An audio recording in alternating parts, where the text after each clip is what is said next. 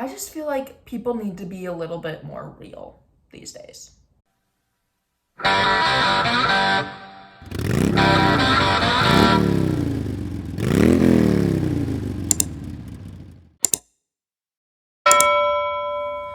just ready to hop right in. I feel like I don't really need to explain myself. I'm gonna spew a bunch of facts at you and you're just gonna listen, and then you can have whatever reaction you want. People shouldn't be hiding what they believe these days. Like, it's 2024. People can question if they're a man or a woman. I think I can tell you what I believe, right? Okay.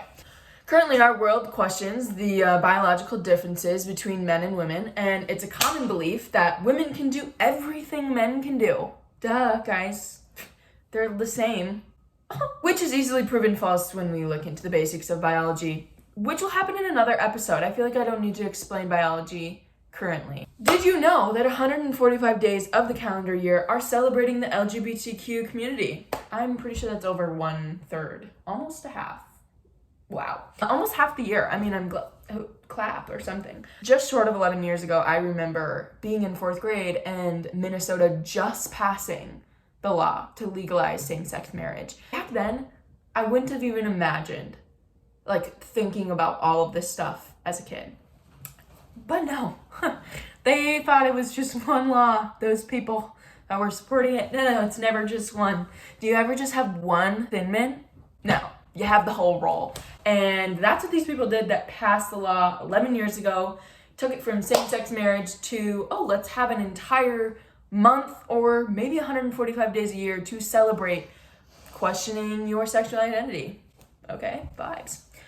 83% of studies show exposure to sexualized media contributes to a person's low self-esteem and body insatisfaction. So the movies and the shows and the videos that we watch nowadays are 85% sexualized, is tainted in some way to influence your sexual view on things. The books that we read, 92.5% sexualized. You can hardly find a book that doesn't have something like that, which is unfortunate. The music we listen to, 79% sexualized in the R&B genre, 78% rap, 53% for the poppers, 37% rock, and 36% country music. So literally every genre has more than 1/3 of the songs being sexualized and presented in a way that taints your view on what sex is or what it was originally made for, which as Christians we all know. On that note, the global sex market is an estimated $180 billion underground industry, with over 10 million women selling themselves voluntarily or by force. Can you just think about being one of those women and being like, oh yeah, this is the job that I have to do to make enough money and survive because this is the only opportunity and the only option?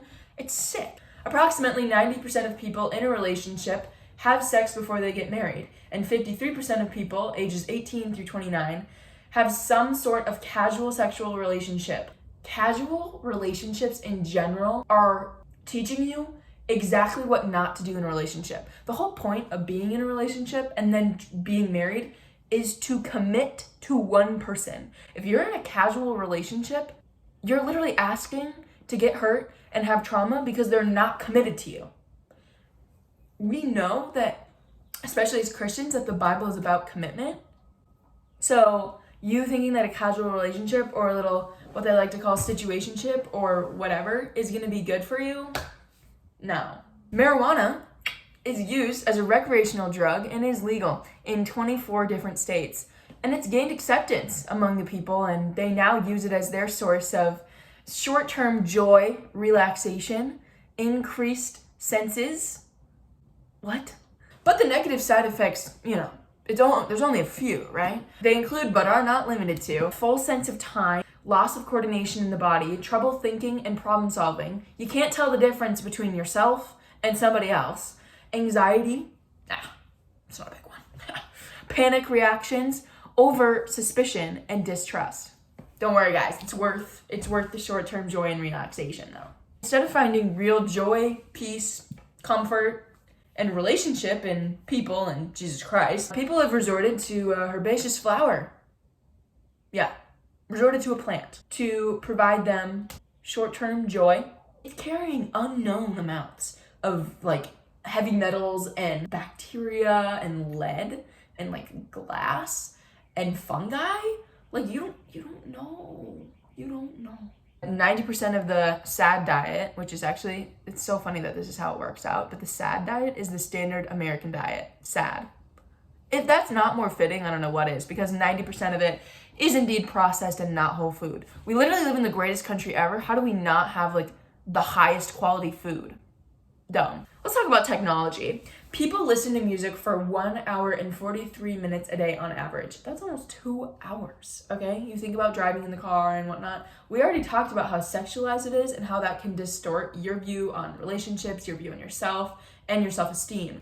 You could either flood your mind with love and joy and peace and encouragement, or, you could flood your mind with insecurity and doubt and confusion and distortion, honestly. More than 46% of people spend 5 to 6 hours on their phone each day.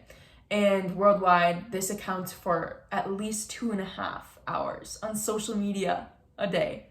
Hello, comparison game. Y'all are playing it. People under the age of 54, on average, only read for 9 minutes a day. That's not even 5 pages, probably. Oh my gosh. We have adopted AI into our society, which means we are opening ourselves up to a cloud of thought, not tied to the human brain that is an actual being, capable of weighing scenarios and applying the experiences that we have in life. No. We want the machines. To quote Caroline Leaf, we are not machines running on chemicals, and we're not victims of our biology. We're highly intellectual, thinking and choosing beings made in the image of a perfect God. Let me read you Romans, verse out of Romans 7. It says, "And the Holy Spirit helps us in our weakness." Of course we're going to struggle with all these things. Of course you're going to use your phone a little bit. Of course you're going to listen to some sort of music, but if that's a boundary you have to set it. I've been there. To read this verse in Romans 7, it says, "And the Holy Spirit helps us in our weakness, for God knew his people in advance, and he chose them to become like his son." If you don't know who Jesus is, start studying him. He's a great person to study. For God knew his people in advance, he chose them to become like his son, Jesus, so that his son would be the firstborn among many brothers and sisters. And having chosen them, he called them to come to him. And having called them, he gave them right standing with himself. Having given them right standing, he gave them his glory. We have the glory of God all around us. It's moving through us as the Holy Spirit moves through us. And we're called to be like his son. And nothing short of it, Obviously, you're gonna fall short, but you have to strive for something. If you're just gonna let life happen to you every time, you're living reactively. You're not taking advantage of any of the teachings, first of all, but also applying anything you learn to your life. If you're just gonna let life happen to you, nothing is gonna happen the way you think. We literally have the glory of Christ to walk in every single day. So all of these things that we're filling our lives with and distorting our minds, the enemy is trying to attack our identities. It's pretty darn clear at the state that we're in right now in 2024 that people's identity is what's being attacked right now. And so I just want to make you aware of all of the things that are going on, and we're just going to keep jumping in deeper. You just never know what's going to happen next, okay? I mean, actually we technically do know, but not specifically.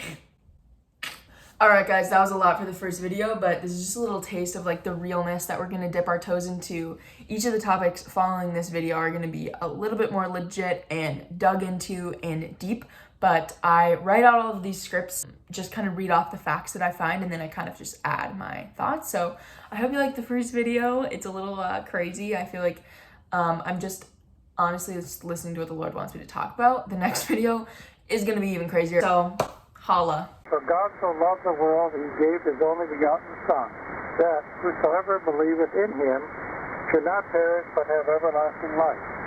For God sent not his Son into the world to condemn the world, so that the world with him might be saved.